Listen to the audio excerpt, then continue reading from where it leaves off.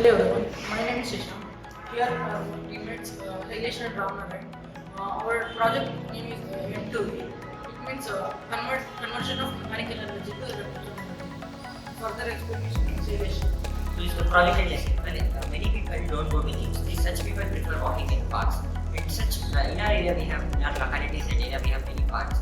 And when these people use the simple gym equipment provided in these parks, they produce a mechanical energy. We believe that if we use a proper nano generator, we can convert the mechanical energy into electrical energy. In this way, given that our state has many parks, etc., we can produce electricity on a larger scale. This can be done with the help of nano generators.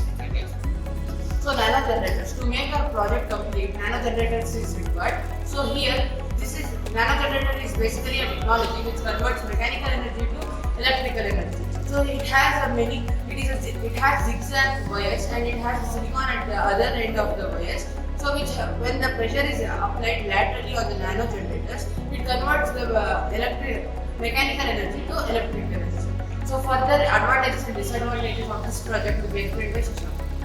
Advantages of this project is the setup is very simple, and the setup of wires can be done in under.